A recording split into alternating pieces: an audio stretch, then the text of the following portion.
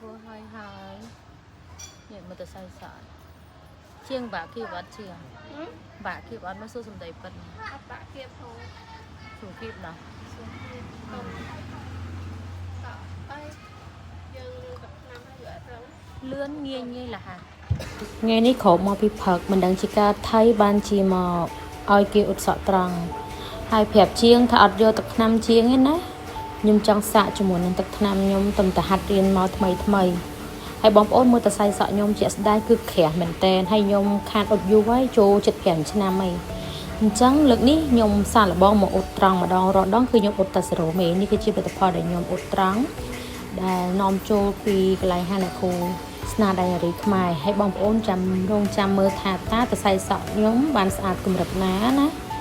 អញ្ចឹងមកកញ្ចប់នេះក៏ប៉ិតសម្រាប់អ្នកដែលគឺសក់តិចគឺបានដល់តែ3នាក់តែសម្រាប់សក់ខ្ញុំក្រាស់ដល់អញ្ចឹងបានតែ2នាក់ទេនិយាយទៅជាទូទៅតសៃសក់គឺយើងទុករយៈពេល30នាទីទៅ40នាទីយើងមើលតាមប្រភេទតសៃសក់សម្រាប់តសៃសក់ខ្ញុំគឺតសៃសក់រៀងតសៃធំរៀងក្រាស់ដែរអញ្ចឹងយើងត្រូវទាញតសៃសក់មើលទោះបីជា10នាទីចំនួនកំណត់ក៏ដោយតែបើតសៃសក់អត់ទាន់យឺតល្អទេក៏យើងអត់ទាន់យកទៅលាងចេញដែរបន្ទាប់ពីយើងទាញមើលហើយឃើញថាតសៃសក់ខ្ញុំយឺតបានល្អហើយអូខេអាចទទួលយកបានអញ្ចឹងក៏យើងចាប់ផ្ដើមឡើងទៅលាងតែម្ដងបន្ទាប់ពីយើងចាប់ផ្ដើមលាងតសៃសក់យើងបានស្អាតល្អហើយយើងយកសាប៊ូដែលជាឈុតមកពីស្នាដៃនារីខ្មែរ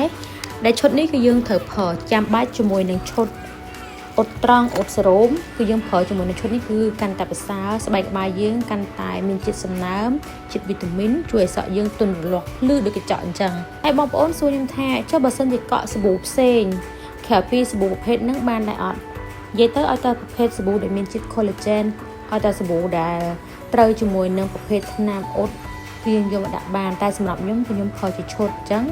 គឺវាល្អព្រោះថាបើយើងដាក់ខុសខ្លាចតែវាអត់ត្រូវជាមួយនឹងប្រភេទទឹកថ្នាំអ៊ុតរបស់យើងហើយបងប្អូនមើលតសៃសក់មើលថាទន់រលាស់ភ្លឺកម្រិតណានេះក្រោយពេលដែលយើងកក់ហើយអត់ទាន់បានគៀបណាបងប្អូនអត់ទាន់គៀបណាអ្នកបោះពេល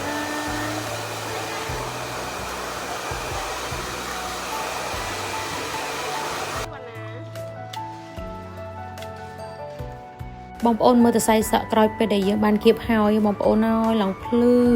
ឡលាស់ស្រឡាញ់តសៃសក់មកដល់ពេលអញ្ចឹងនិយាយមែនជាក់ស្ដែងពិតរបស់គេហើយមើលតសៃសក់ជាងបាក់គៀបអត់ជាងបាក់គៀបអត់មកសួរសំដីពិតអត់បាក់គៀបហូសួរគៀបដល់សួរគៀបតុំតោះអីយើងទឹកឆ្នាំហើយយកអត់រឹងនិយាយមែនណាឆ្លាញ់អ្វីដែលយើងរៀនអ្វីដែលយើងបានផលិតផលដែលមានគុណភាពអូយឆ្លាញ់សក់សាហាវចាំមិនថាសម្រាប់មួយដែលគាត់ចង់បានតសៃសក់ទុនរលាស់រលោងភ្លឺដូចកញ្ចក់ណាមកអ៊ុតសក់នៅកន្លែងចាប៊ីមកធានាថាមិនឲ្យតោះចិត្តទេគឺដូចសក់ចាប៊ីអញ្ចឹងណាឥឡូវចាប៊ី tester ខ្លួនឯងហើយអ្នកឃើញទេអញ្ចឹងគុណភាពយ៉ាងម៉េចបងប្អូនដឹងហើយមើលឃើញជាក់ស្ដែងណាអញ្ចឹងអ្នកដែលមានសក់រួញសក់សពងសក់កញ្ញាញសក់ខូចដោយសារការលាបពណ៌ទៅធ្វើឲ្យសក់យើងឆេះហើយអ៊ុតទៅរួញដដែលមកកន្លែងចាប៊ីមកចាំចាប៊ីកែស្អាតមកដូចចាប៊ីអញ្ចឹងណាចឹងមួយទាំងអស់គ្នាបើចាប់អារម្មណ៍ inbox មកមុនណាអរគុណ